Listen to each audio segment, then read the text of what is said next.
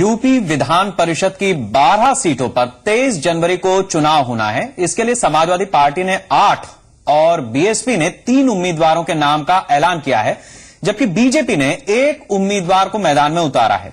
मौजूदा गणित के हिसाब से सभी सदस्यों का चुना जाना तय है, लेकिन बीजेपी प्रदेश अध्यक्ष लक्ष्मीकांत वाजपेयी ने दूसरा उम्मीदवार उतारने की बात कहकर इस चुनाव को दिलचस्प बना दिया है।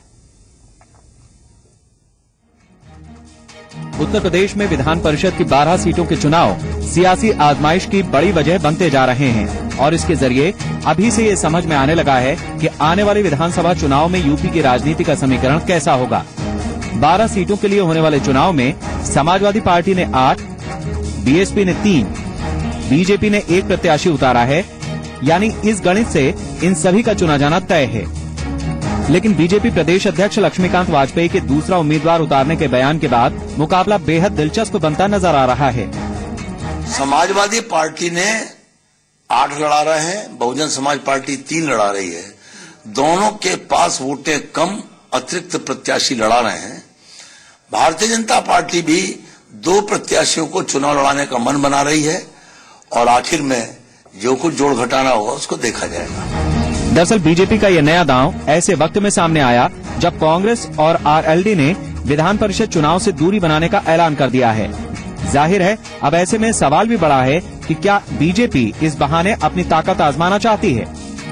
खासकर संगीत सोम के इस बयान के बाद तो इसी की संभावना पैदा हो रही है। 25 से 30 विधायक तो मेरे टच में भी हैं और भारतीय जनता पार्टी के टच में 100 विधायक हैं जो आज इस्तीफा देने के लिए तैयार बैठे। और मुझे तो लग रहा है, और आज मैं रामलला के दर्शन करने आया हूं, मुझे लग रहा है बहुत जल्दी वो दिन आने वाला है कि वो सरकार खुद ही गिराने वाले हैं। यानी बीजेपी ने अगर अपना उम्मीदवार उतारा तो सदस्यों के चुनाव के लिए मतदान की प्रक्रिया से गुजरना होगा, और अगर ऐसा हुआ तो बीजेपी के दावों की पड़ताल भी आसानी से हो जाएगी। इतना ही नहीं, ये भी साफ हो जाएगा कि 2017 तक कौन सी पार्टी अपने कुनबे को कितना सहेज कर रख पाती है। लखनऊ से अवनीश विद्यार्थी के साथ ब्यूरो रिपोर्ट, जी मीडिया। और उत्तर प्रदेश की इस पहेली का जवाब लेंगे हम हमारे संपादक वासिंद्र मिश्र जी से, और साथ ही रिपोर्ट देंगे लखनऊ से हमारा संवाददाता अवनीश विद्यार्थी। वासिंद्र जी, ये जो बीजेपी अध्यक्ष ने दांव खेला है, इसके क्या माने? तो सीधे सीधे आरोप लग जाएगा कि साहब आपने हॉर्स ट्रेडिंग की, चुनाव से पहले ऐसा जोखिम क्यों ले रही है बीजेपी? शेखर, अगर हॉर्स ट्रेडिंग के आरोप लगेंगे तो हॉर्स ट्रेडिंग का आरोप तो सत्तारूढ़ समाजवादी पार्टी और बीएसपी पर भी लग सकता है, क्योंकि बीएसपी और समाजवादी पार्टी के पास भी उतनी संख्या नहीं है जिसके दम पर वे अपने घोषित प्रत्याशियों को जिता सकें। तो इसलिए बीजेपी हो या समाजवादी पार्टी हो या बीएसपी हो, तीनों को अगर उम्मीद है अपने अपने उम्मीदवारों को जिताने का, तो वह उम्मीद कांग्रेस और आरएलडी के मतदाताओं से है या विधायकों से है। अब देखना है कि कांग्रेस और आरएलडी के विधायक इन तीनों दलों में किस दल को ज्यादा अपना पसंद बनाते हैं, किस दल के प्रत्याशी को अपना वोट देते हैं। ये सच है कि विधान परिषद का चुनाव सीक्रेट बैलेट से होता है, लेकिन इसके पहले कोशिश ये रही है सभी उत्तर प्रदेश के राजनीतिक दलों की कि चुनाव न कराना पड़े, आम राय से चुनाव हो।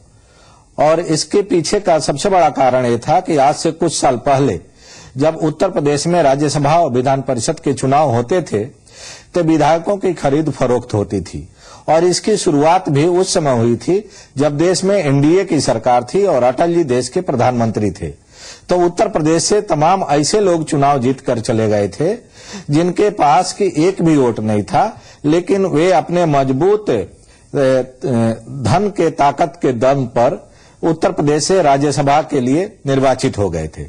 और बाद में एक ऐसा दौर भी आया कि तमाम हथियारों के सौदागर भी उत्तर प्रदेश से राज्यसभा जाने की कोशिश करने लगे।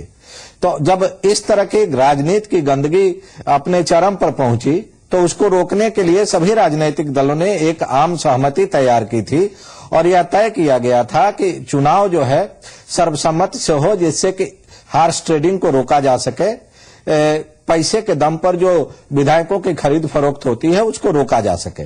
और इसी फार्मूले के तहत पिछले 2 जो चुनाव हुए हैं राज्यसभा के, उसमें आम सहमति बनाई गई, जिसमें कि एक बार कांग्रेस का कम संख्या होते हुए भी कांग्रेस की तरफ से प्रमोद तिवारी को समाजवादी पार्टी ने राज्यसभा में पहुंचाया और दूसरी बार पीएल पुनिया को समाजवादी पार्टी ने राज्यसभा में पहुंचाया।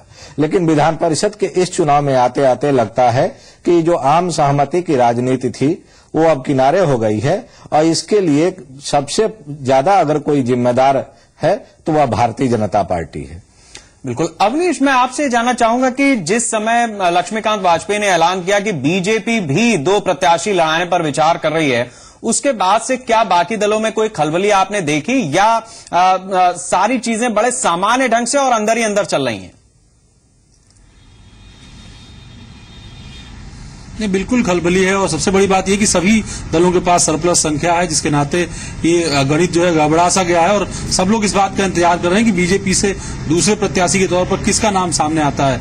कई नामों की चर्चा कल से ही चल रही है, हालांकि अब तक नाम पार्टी ने फाइनल नहीं किया है, लेकिन इसको लेकर के सुगबुगाहट हर जगह है। बीएसपी में भी संख्या बल बाकियों की अपेक्षा सरप्लस ज्यादा है, उसको भी लेकर के बात ये चल रही है कि कई सारे ऐसे विधायक हो सकते हैं जो बीजेपी के संपर्क में हो, क्योंकि बीजेपी के तमाम सारे नेता, चाहे केंद्रीय मंत्री उमा भारती हो, कल संगीत सोम ने फैजाबाद में इस बात का दावा किया था कि समाजवादी पार्टी और बीएसपी के कई सारे विधायक उनकी पार्टी में आना चाहते हैं, उनके टच में हैं। 2017 से पहले जो है चुनाव हो सकते हैं उत्तर प्रदेश में। तो इस तरह के दावों की भी एक तरीके से कहें तो परख हो जाएगी इन विधान परिषद के चुनाव में, अगर किसी तरीके से संपर्क में विधायक हैं तो। सबसे बड़ी चीज ये है कि अब ये पूरा चुनाव जो है एक दूसरे डायरेक्शन में जा रहा है। अंडरस्टैंडिंग की बात तो दिखाई नहीं पड़ रही अगर दूसरा उम्मीदवार जो है बीजेपी की तरफ से आता, लेकिन इससे पहले ही शुरुआत बीएसपी ने की थी, अपने संख्या बल से ज्यादा तीसरा उम्मीदवार उतारा था। फिर समाजवादी पार्टी ने 8 उम्मीदवार उतारे जो उसकी संख्या बल से ज्यादा थे, और फिर उसके बाद बीजेपी ने भी इस बात का ऐलान कर दिया कि 1 उम्मीदवार अतिरिक्त हम भी उतारेंगे। बिल्कुल।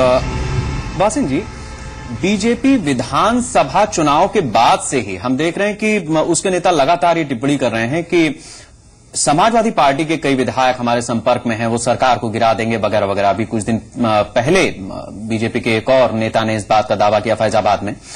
ये जो संपर्क में होने की बात कही जा रही है, क्या इससे हम ये समझें कि बीजेपी के पास कैंडिडेट नहीं है और वो दाना फेंक रहे हैं, या फिर अपनी गुटबाजी को खत्म करने की कोशिश कर रहे हैं, या फिर ये वर्चस्व की लड़ाई है, सियासत है? इसको ऐसे ही देखना चाहिए।